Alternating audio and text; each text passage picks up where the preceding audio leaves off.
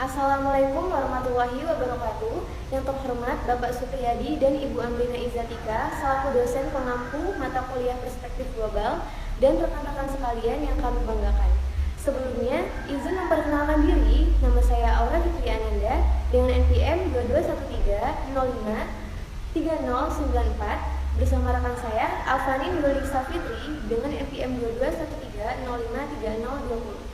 Baik, langsung saja kami akan mempresentasikan materi perspektif global dalam geografi, sejarah, dan ekonomi. Baik, di sini saya akan menyampaikan materi yang pertama, yaitu perspektif global dalam geografi. Geografi merupakan ilmu keruangan yang membahas segala fenomena dalam konteks keruangannya. Ruang yang digambarkan dalam geografi yaitu permukaan bumi 3 dimensi yang terdiri atas muka bumi, yaitu berupa daratan, perairan, serta kolom udara di atasnya. Ruang permukaan bumi ini memiliki tahapan ukuran dan jaraknya mulai dari tingkat lokal, regional, sampai ke tingkat global. Sering dikenal sebagai perspektif keruangan, perspektif geografi juga diartikan sebagai suatu kekuatan memandang secara mendalam berhubungan dengan fenomena, proses, dan masalah keruangan permukaan bumi, baik masa lampau, saat ini, ataupun untuk masa yang akan mendatang. Pendekatan yang bisa dipraktikkan pada perspektif keruangan ini adalah pendekatan sejarah serta kemampuan mengestimasi. Dengan melakukan pengamatan perspektif lokal, bisa kita saksikan perkampungan yang satu dengan yang lain menjadi bersambung membentuk perkampungan yang lebih luas dari perkampungan-perkampungan sebenarnya. Kemudian, dari hal tersebut terjadi proses sosial ekonomi dalam bentuk interaksi antar sesama penduduk dan saling ketergantungan barang-barang kebutuhan sehari-hari. Dalam keadaan tersebut, perspektif geografi tidak hanya terbatas pada ruang yang disebut kampung atau perkampungan, melainkan terdorong pada kawasan-kawasan yang lebih luas lagi. Dari pembahasan sebelumnya, perspektif geografi atau perspektif keruangan itu tidak hanya melihat kawasan lokal, tetapi juga telah mencapai kawasan yang lebih luas. Dari pernyataan tersebut, perspektif geografi ini dapat disebut sebagai perspektif regional. Pengertian region atau kawasan menurut Peter Hegot yaitu bagian dari permukaan bumi baik secara alamiah maupun buatan manusia yang membedakan diri dari areal yang ada di sekitarnya. Dengan melakukan pengamatan penghayatan dan prediksi perspektif regional, bisa kita pelajari perubahan dalam ruang yang juga disebut region atau wilayah. Perkembangan dan interaksi serta interpendensi keruangan itu tidak hanya terjadi antar regional di dalam provinsi dan di dalam negeri, tetapi mencapai batas-batas negara. Interaksi keruangan sesama region ini tergambar dari pakaian, makanan, kesenian, dan perdagangan. Perspektif geografi atau perspektif keruangan yang paling luas adalah perspektif global. Bagi studi geografi, ini pun sudah tidak asing lagi. Dalam bidang geografi, terkenal bahwa bumi sebagai suatu global atau suatu planet itu berdampak luas terhadap kondisi alamnya dan kondisi kehidupan yang mendunia. Melihat hasil analisis perspektif geografi, penggundulan hutan yang terjadi secara regional di kawasan tertentu di permukaan bumi, pencemaran udara yang berlebihan di kawasan tertentu tidak hanya berdampak negatif pada kawasan yang bersangkutan, melainkan juga berdampak global bagi seluruh dunia.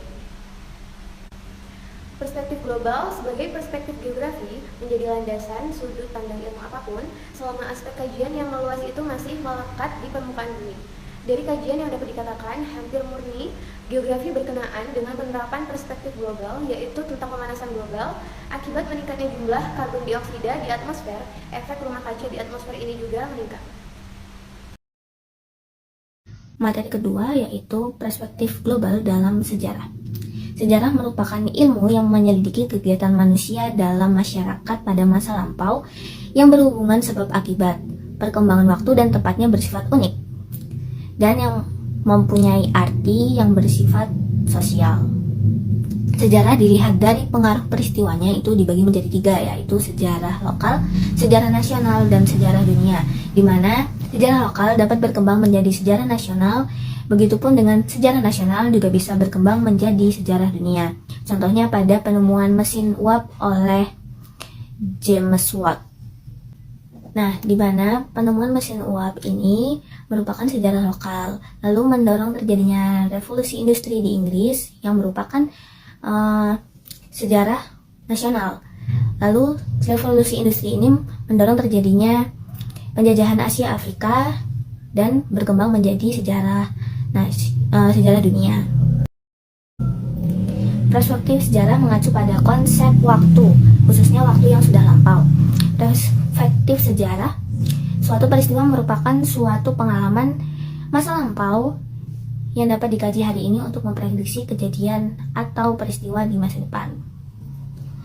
Dengan mempelajari sejarah, manusia akan mengetahui perubahan-perubahan apa yang terjadi dan dapat mengambil pelajaran dari perubahan yang terjadi tersebut, sehingga mampu mengantisipasi, menghadapi, dan mengatasi masalah tersebut. Nah, perspektif global dalam sejarah dapat dilihat dari tokoh-tokoh sejarah, peperangan, dan pertemuan internasional.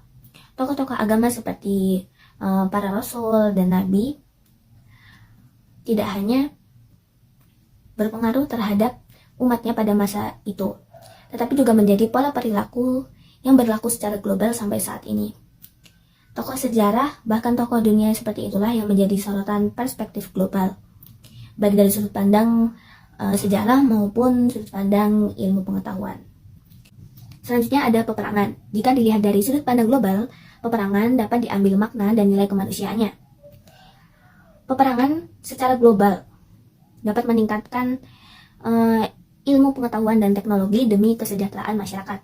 Sementara pengalaman buruk berupa musibah yang menjadi faktor perpecahan itu dapat menjadi acuan kewaspadaan bagi kepentingan bersama. Nah, dalam dunia pendidikan, peperangan yang merupakan peristiwa sejarah ini juga dapat menjadi pelajaran untuk meningkatkan kesadaran, penghayatan, dan kewaspadaan peserta didik terhadap bahaya perang modern di hari-hari yang akan datang. Selanjutnya ada pertemuan internasional yang bernilai dan bermakna sejarah, seperti Konferensi Asia Afrika yang telah meningkatkan kesadaran masyarakat Asia Afrika akan haknya sebagai manusia yang memiliki wewenang untuk berdaulat di negaranya sendiri dan bernilai kemanusiaan yang meningkatkan martabat manusia. Peristiwa sejarah tersebut telah membuka mata masyarakat dunia pada pentingnya persatuan untuk menghadapi bangsa-bangsa besar yang secara sosial, budaya, ekonomi, dan sosial politik lebih kuat dibanding negara-negara yang bersangkutan. Yang ketiga, ada perspektif global dalam ekonomi. Ilmu ekonomi merupakan ilmu yang mengkaji bagaimana manusia menentukan pilihan untuk memperoleh dan mengelola sumber daya yang terbatas. Perspektif ekonomi ini berkaitan dengan waktu, yaitu hari ini dan hari esok. Perspektif hari esok atau masalah yang akan datang berkaitan luas dengan pertumbuhan penduduk, kemajuan dan penerapan ilmu pengetahuan dan teknologi pada proses produksi dan distribusi, dan kebutuhan yang cenderung tidak terbatas. Akibatnya persediaan sumber daya menjadi terbatas dan langka. Sedangkan pemakaian sumber daya alternatif ini terkait dengan iptek dan kecenderungan kebudayaan. Sumber daya yang sifatnya tidak bisa diperbarui dapat habis sekali pakai, akibatnya persediaan makin terbatas sementara kebutuhan semakin bertambah. Kesenjangan ini tidak hanya terjadi secara lokal atau regional, tetapi telah menjadi masalah global. Dan disinilah kiat-kiat ekonomi diperlukan untuk menciptakan keseimbangan. Kemajuan dan penerapan iptek berupaya mencari solusi dari masalah ekonomi tersebut. Menurut David Turney, iptek itu bukan segala-galanya. Masalah global tadi dapat berbalik ke manusia. Lingkungan sekitar dapat rusak dan terkuras akibat penerapan dan pemanfaatan iptek. Nah, tidak cukup hanya dengan perubahan dan pengembangan aspek fisik material saja. Kesenjangan, kerusakan, dan masalah yang terjadi dalam kehidupan serta lingkungannya harus dikembalikan kepada manusia itu sendiri, terutama pada perilakunya. Contoh globalisasi ekonomi.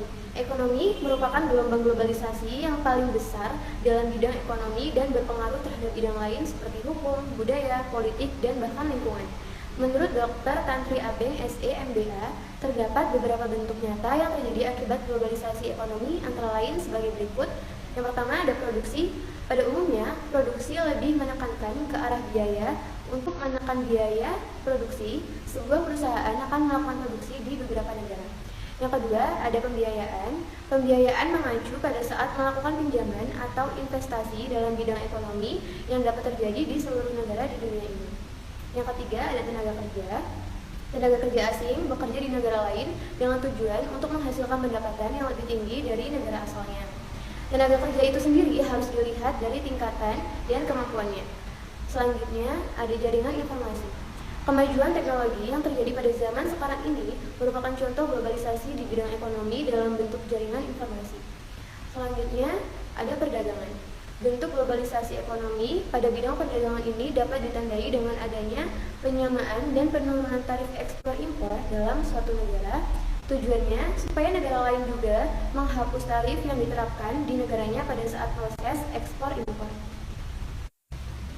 Terciptanya berbagai lembaga perekonomian antar bangsa membuktikan bahwa suatu negara tidak lagi dapat hidup dan membangun bangsanya sendiri. Krisis moneter yang melanda negeri kita saat ini juga dirasakan oleh hampir setiap negara di Asia Tenggara, Asia Timur, Eropa, bahkan Rusia. Suatu negara harus siap memasuki era globalisasi dan berperan dalam kerjasama ekonomi dalam perdagangan bebas dan pasar bebas. Menurut Susanto, kerjasama ekonomi antar negara di tingkat regional umumnya dari bidang perdagangan, lalu memasuki sumber daya dan kebijakan ekonomi regional. Kerjasama ekonomi antar negara merupakan metode yang strategis dan progresif dalam proses mempersiapkan diri menjadi masyarakat yang bijak di era global. Masing-masing negara belajar untuk membuka pasar dalam meningkatkan sarana prasarana.